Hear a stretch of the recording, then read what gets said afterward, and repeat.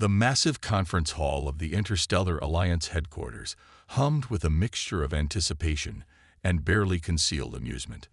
Delegates from 17 different galactic civilizations had gathered to witness what most considered a mere formality, Earth's first formal military presentation to the broader galactic community. Colonel David Walker stood at the center of the circular platform, his posture straight but relaxed, wearing a crisp military uniform that seemed almost unnecessarily simple compared to the elaborate diplomatic attire surrounding him. Behind him, a holographic display flickered to life, showing what appeared to be an impossibly small military contingent. Ambassador Krell from the Orion Consortium couldn't suppress a loud, rumbling laugh that echoed through the hall. His massive reptilian form shook with deep, guttural chuckles. 150 soldiers, he bellowed, his translator converting his native language into a booming English. The Interstellar Alliance is allowing a planetary species with barely a century of unified technological development to present a military force smaller than a standard peacekeeping battalion. The laughter spread quickly. Delegates from the Centauri Confederation, the Proxima Collective, and the Andromeda Cooperative joined in, their various forms, some humanoid, some completely alien, united in their derision. Holographic representations flickered with dismissive gestures and translation screens filled with mocking comments. Walker remained completely still. No muscle twitched, no expression changed. He simply waited, a calm center in the storm of galactic ridicule. Ladies and gentlemen of the Interstellar Alliance, Walker began when the laughter finally subsided. What you see before you is not a symbolic gesture. This is a carefully selected, meticulously trained unit that represents the best of humanity's military capabilities. A holographic image zoomed in on the soldiers. Each looked different, varying heights, builds, ethnicities, but they shared something intangible, a sharpness in their eyes, a sense of absolute readiness. Ambassador Krell leaned forward, his initial amusement transforming into something closer to curiosity.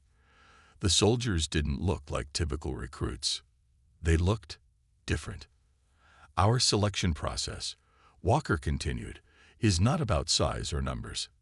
It's about potential. Every soldier here has been selected through a comprehensive evaluation that goes far beyond physical metrics.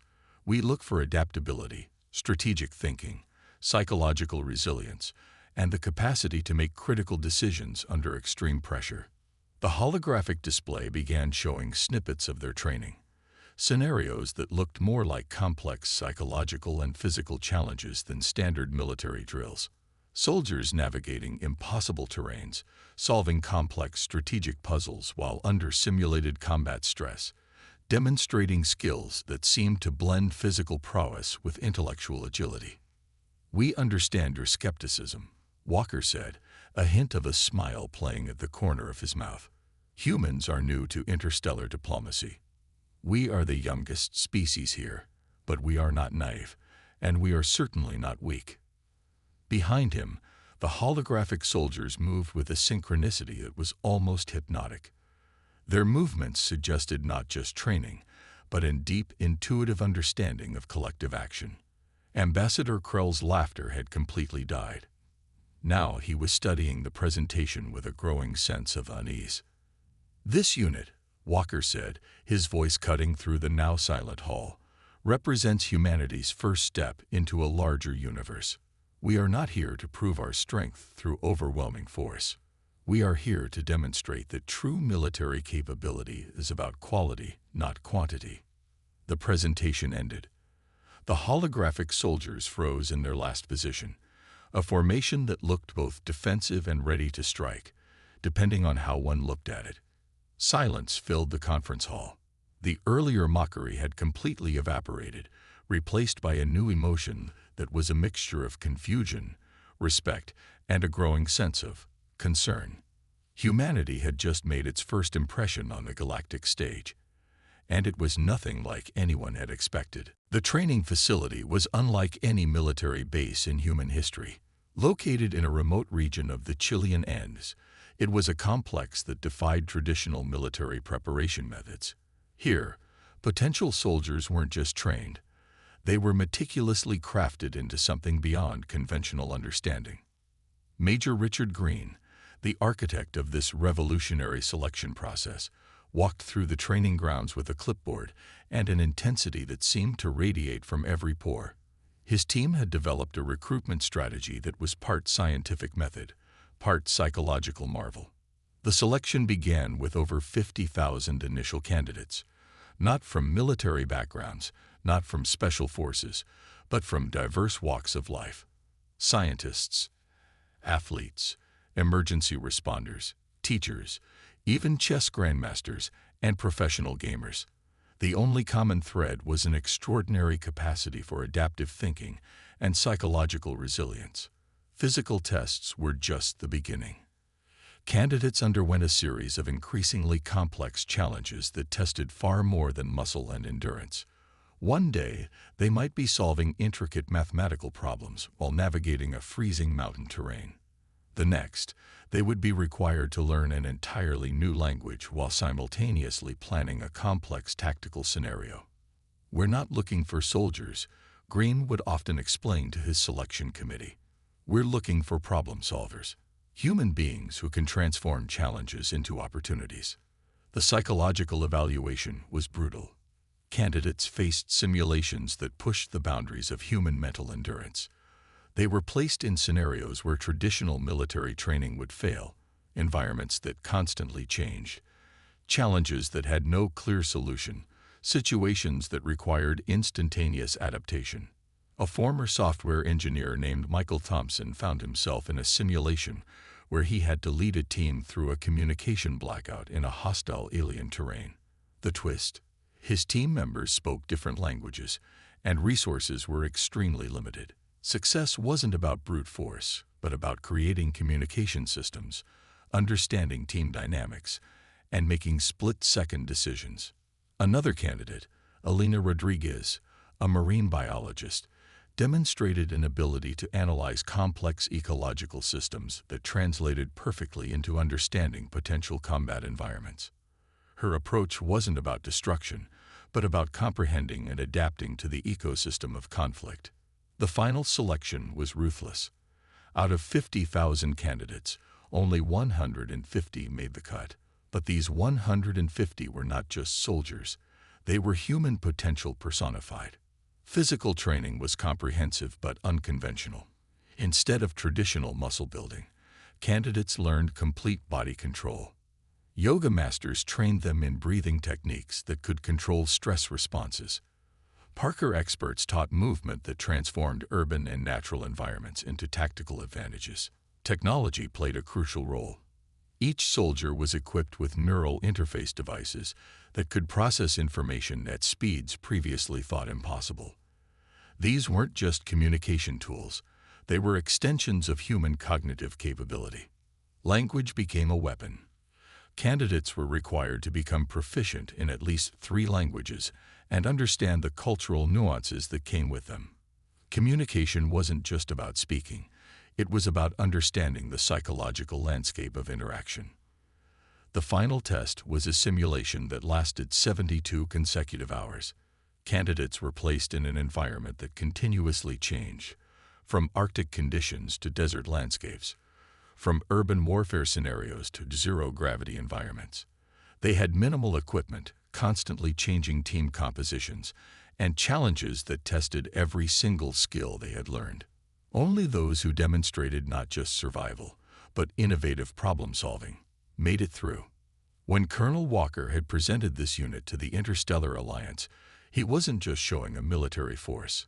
He was presenting a new paradigm of human capability. These weren't just soldiers.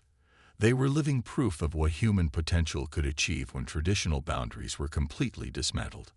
As the final candidates completed their training, Major Green looked over the group with a sense of quiet pride. These 150 individuals represented something more than a military unit.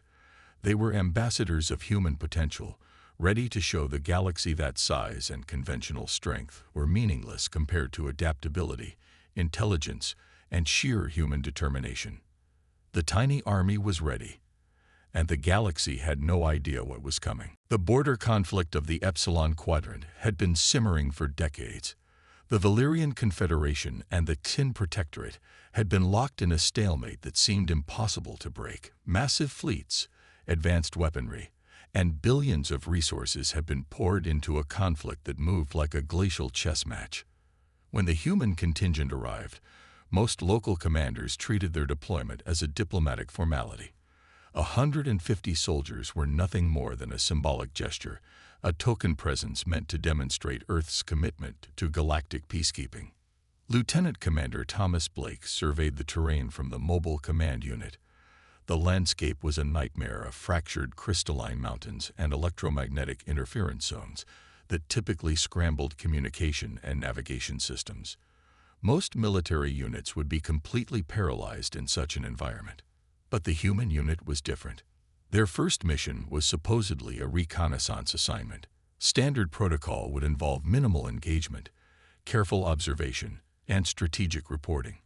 What happened instead would become a legendary moment in interstellar military history.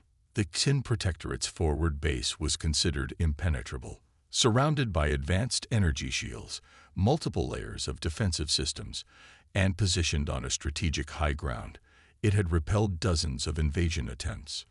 Conventional military wisdom suggested a frontal assault would be suicide. Blake's team approached the problem differently. Instead of a direct assault, they deployed a series of microscopic drone swarms. These weren't traditional weapons, but sophisticated information gathering and disruption units. Each drone was smaller than a human thumb, equipped with advanced neural network algorithms that could adapt in real time. Within hours, these drones had mapped the entire defensive network, but they did more than just gather information. They began subtle, almost imperceptible disruptions. Communication frequencies were slightly altered. Energy shield harmonics were marginally shifted. Defense system calibrations were microscopically adjusted. The changes were so minute that standard detection systems didn't register them as threats. When the actual assault began, it was nothing like a traditional military engagement. The human unit didn't use massive firepower or overwhelming force. Instead, they exploited the microscopic changes they had already introduced. Communication between defensive units became fragmented. Shield frequencies developed unexpected vulnerabilities. Weapon systems experienced split-second calibration errors. The assault lasted less than 30 minutes. By the time the Xin Protectorate commanders realized what was happening, the human unit had not just penetrated their supposedly impenetrable base, they had completely dismantled it with minimal casualties and almost no direct combat. What shocked the military observers wasn't just the efficiency, it was the absolute precision of the operation. They didn't just win. One Valyrian strategic analyst mumbled in disbelief. They surgically dismantled an entire defensive infrastructure. The human unit didn't celebrate. They didn't boast. They simply completed their mission objectives and prepared for extraction, treating the most complex military operation in recent galactic history as just another day at the office. Colonel Walker's briefing to the Interstellar Alliance was characteristically understated. Our objective was to demonstrate that military effectiveness isn't about size, but about adaptive strategy and precise execution. The footage of the operation went viral across multiple star systems. What had started as a mockery, the tiny human army, was now becoming something else entirely. A sense of respect was slowly replacing the initial derision. The Xin Protectorate's military leadership was stunned. Their most secure base, a symbol of their technological superiority, had been neutralized by a force smaller than a standard peacekeeping battalion. More importantly, they had been defeated not through brute force, but through an almost surgical understanding of complex systems. The humans hadn't just won a battle, they had introduced an entirely new paradigm of military engagement. As news spread, the galaxy began to watch humanity with a very different perspective. The tiny army was no longer a joke, it was a warning. And this was just the beginning. The aftermath of the Epsilon Quadrant operation sent shockwaves through galactic military circles. Intelligence agencies from multiple star systems began intensive research into the human approach to warfare, desperately trying to understand the tactics that had so comprehensively dismantled a seemingly impregnable defensive position. Major Richard Green was summoned to a closed-door strategic briefing at the Interstellar Alliance headquarters. Unlike the previous presentations, this meeting was characterized by an intense, almost nervous energy. The mockery had completely evaporated, replaced by a genuine desire to comprehend the human military doctrine. Your approach defies every known military strategy in galactic history, Admiral Kroll from the Centauri Confederation stated, his multiple eyes scanning a holographic replay of the Qin Protectorate operation.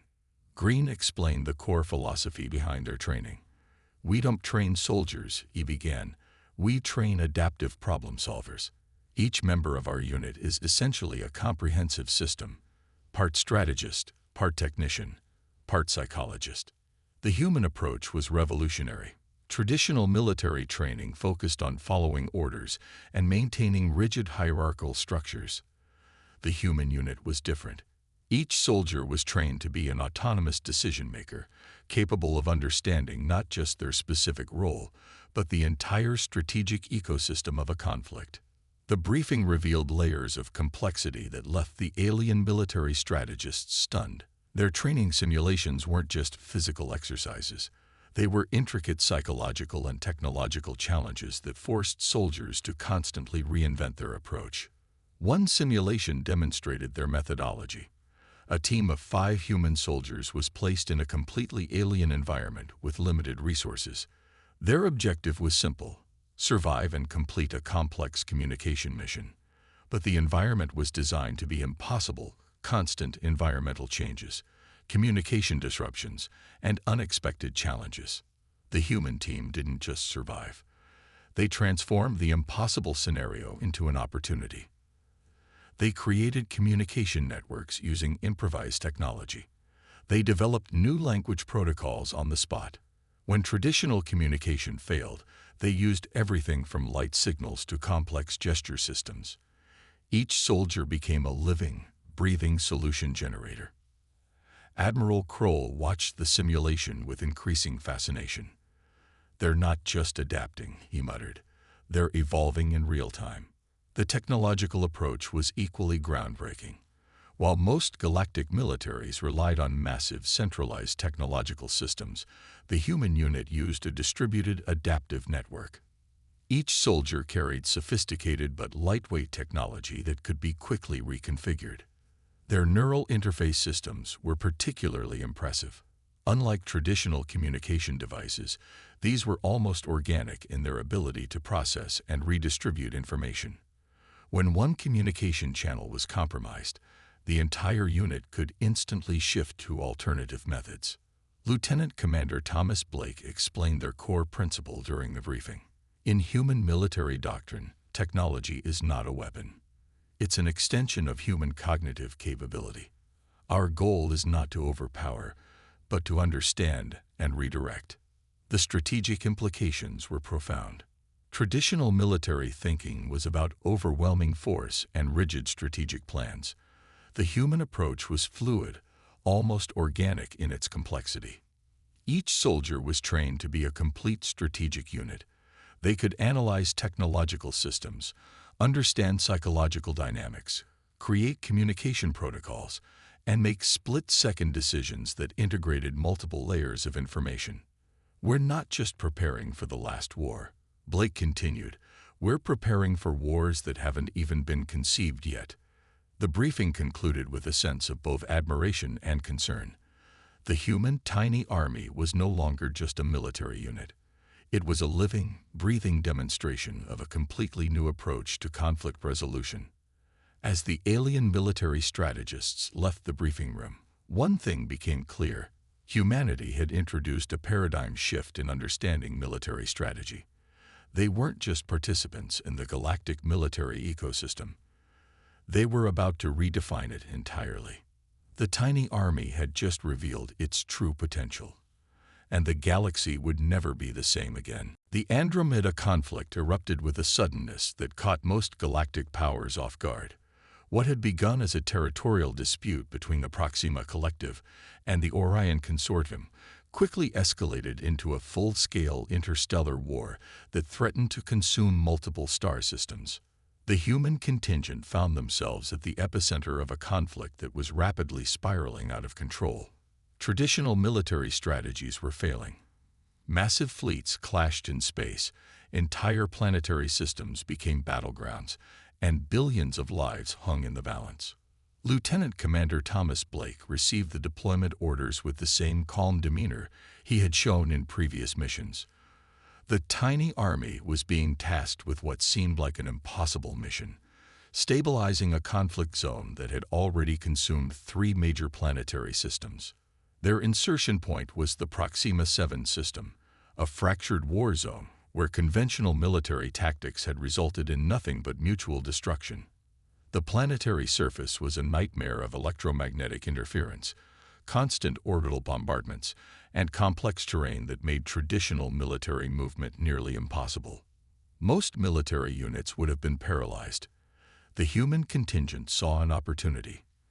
Instead of engaging in direct combat, they implemented a multi-layered strategy that defied conventional warfare principles.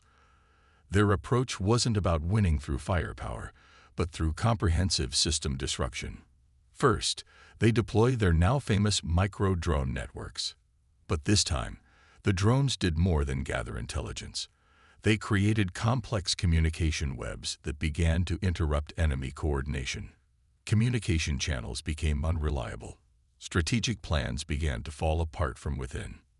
Major Elena Rodriguez, leading one of the tactical teams, demonstrated the human unit's unique approach. When faced with a massive enemy defensive line, she didn't call for bombardment or a frontal assault. Instead, she used a combination of psychological warfare and technological disruption. The team created artificial communication signals that mimicked enemy command structures. They introduced subtle misinformation that caused enemy units to question their own strategic positions. Entire defensive lines began to break down not through physical force, but through calculated psychological manipulation. One particularly brilliant moment came when the human unit identified a critical weakness in the Orion Consortium's fleet coordination. Instead of attacking directly, they introduced a complex algorithmic disruption that caused the fleet's navigation systems to become incrementally less reliable. The result was chaos. Massive warships found themselves slightly off course.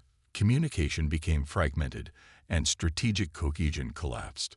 Colonel David Walker monitored the operation from the mobile command center. Unlike traditional military leaders, he gave minimal direct orders. Each soldier was trained to be a comprehensive decision-maker, adapting to the conflict's dynamic nature in real time. The Interstellar Alliance observers were stunned. This wasn't just a military operation. It was a complete reimagining of conflict resolution. "They're not fighting the war," one senior strategist muttered. "They're dismantling the very concept of war." By the conflict's 3rd week, the human contingent had achieved what entire galactic fleets had failed to do. They hadn't just created a stalemate. They had introduced a path towards potential resolution. Their approach went beyond military tactics. They created communication channels between conflicting parties, identified shared economic interests, and developed complex diplomatic frameworks that addressed the root causes of the conflict. The tiny army was solving the war like a complex, multi-dimensional puzzle. Each soldier was a specialist, a strategist, and a potential diplomat. As the conflict began to de-escalate, something remarkable happened. The warring factions began to look to the human contingent not as soldiers, but as problem solvers. Lieutenant Commander Blake's final report to the Interstellar Alliance was characteristically understated. "Conflict resolution is not about overwhelming force," he wrote, "but about understanding complex systemic interactions." The Andromeda conflict would go down in galactic history as the moment humanity proved that military might was no longer about size or firepower. It was about adaptive intelligence, comprehensive understanding, and the ability to see beyond traditional conflict paradigms. The tiny army had just changed the nature of warfare forever. Rumors spread faster than light in the interconnected galaxy, and the stories about the human military unit traveled with an intensity that transformed perception faster than any conventional communication network. In the shadowy communication halls of alien command centers, whispers began to circulate. The humans were no longer a curiosity. They had become something to be feared, respected, and carefully studied. The Galactic Intelligence Network started compiling dossiers. Not traditional military reports, but complex psychological analyses that tried to understand the fundamental approach of this tiny human contingent. Major Richard Green understood the power of reputation long before his unit was deployed. During their training, psychological warfare was as crucial as physical preparation. They weren't just training soldiers. They were crafting a narrative that would precede them into every potential conflict. Each mission became a carefully orchestrated demonstration of human potential, not through brutal force, but through an almost surgical precision that left opponents bewildered. The Zora Confederacy was the first to publicly acknowledge the psychological impact. Their military strategists began incorporating human training methodologies into their own preparation. Adaptive thinking replaced rigid protocols. Flexibility became the new standard of military excellence. Lieutenant Commander Thomas Blake became an unintentional legend. Stories circulated about missions where his team had resolved conflicts without firing a single weapon, where traditional military units saw challenges as problems to be destroyed. The humans saw them as complex systems to be understood and redirected. One particular story gained mythical status. During a potential conflict in the Epsilon Quadrant, Blake's team had convinced two warring planetary governments to resolve their decades-long dispute through a series of intricate negotiations. They didn't use threats or military pressure. They used understanding. The psychological profile of human soldiers became a subject of intense study. Unlike other galactic species, humans demonstrated an extraordinary capacity for rapid cognitive adaptation, emotional intelligence under extreme stress, creative problem-solving in unpredictable environments, the ability to transform limitations into strategic advantages. Alien military academies began studying human training methods. What was once mockery transformed into a desperate attempt to understand their approach. The reputation grew exponentially. When the human contingent was mentioned in strategic discussions, the tone shifted from dismissive to cautious respect. 150 soldiers had become more strategically significant than entire planetary fleets. Colonel David Walker never sought publicity. He understood that true strategic advantage came from being underestimated. Each mission was completed with a clinical efficiency that spoke louder than any boastful presentation. Intelligence reports began to highlight a crucial observation. The human unit wasn't just a military force. They were a comprehensive problem-solving system that happened to operate in conflict zones. Their technology was revolutionary, but not overwhelming. Their approach was intelligent but not intimidating. They solved problems by understanding the entire ecosystem of a conflict, not just its military dimensions. Diplomatic circles started requesting human mediation in increasingly complex scenarios. What began as a military unit gradually transformed into a unique form of interstellar diplomatic corps. The psychological impact was profound. Potential aggressors began to hesitate. The mere possibility of facing the human contingent became a deterrent more powerful than any weapon system. Major Elena Rodriguez summarized their approach during a rare interview. "We don't win wars," she said. "We resolve complex systemic challenges that happen to involve conflict."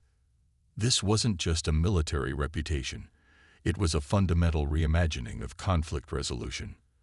By the end of their first galactic cycle, the tiny army had achieved something unprecedented.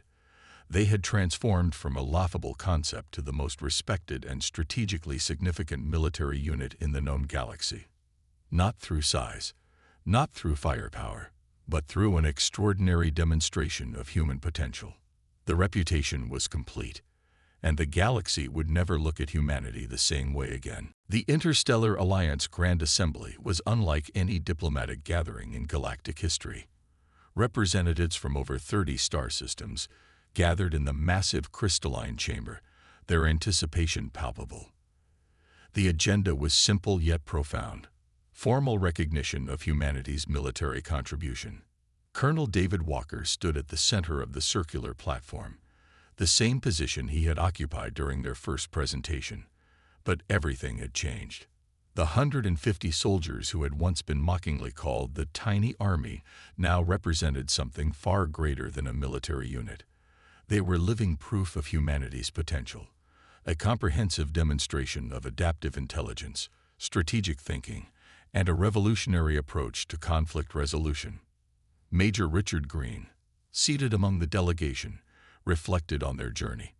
From the remote training facilities in the Chilean Andes to the most complex conflict zones in the galaxy, they had transformed the very concept of military engagement. Admiral Kroll from the Centauri Confederation initiated the proceedings. His multiple eyes scanned the human delegation with a mixture of respect and lingering disbelief. "We stand here today," Kroll began, "to formally acknowledge a paradigm shift in interstellar conflict management. The human contingent has demonstrated capabilities that challenge our fundamental understanding of military strategy." The holographic displays began showing a comprehensive overview of the human unit's missions. Each engagement told a story not of destruction, but of complex problem-solving. The Epsilon Quadrant Operation, the Andromeda Conflict Resolution, diplomatic interventions that had prevented potential wars. Lieutenant Commander Thomas Blake listened with the same calm demeanor he had maintained throughout their remarkable journey. Their success was never about individual achievements, but about a collective approach that reimagined conflict resolution. The official recognition was more than a diplomatic formality. It was an acknowledgement of a new approach to interstellar relations. The human unit had proven that military might wasn't about overwhelming force, but about understanding, adaptation, and intelligent intervention. Major Elena Rodriguez stepped forward, presenting a comprehensive report that went beyond traditional military documentation. It was a detailed analysis of their approach, part strategic manual, part philosophical treatise on conflict resolution. "We are not conquerors," she stated clearly. "We are problem solvers." The report detailed their core principles. Understand the entire systemic context of a conflict. Prioritize communication over confrontation. View challenges as complex interactive systems. Develop adaptive strategies in real time. Recognize psychological dimensions of conflict. As the recognition ceremony continued, something profound was happening. The human contingent was redefining not just military engagement, but the entire concept of interstellar interaction. The tiny army had become something far more significant. They were ambassadors of a new approach to understanding complex challenges. Colonel Walker's closing statement captured the essence of their journey. "Our strength," he said, "is not in our weapons or our numbers. Our strength is our capacity to understand, adapt, and transform challenges into opportunities." The Interstellar Alliance representatives voted unanimously. The human contingent was granted a unique status, not just as a military unit, but as a specialized conflict resolution and diplomatic corps. As they prepared to return to Earth, the mood was reflective. They hadn't just won battles.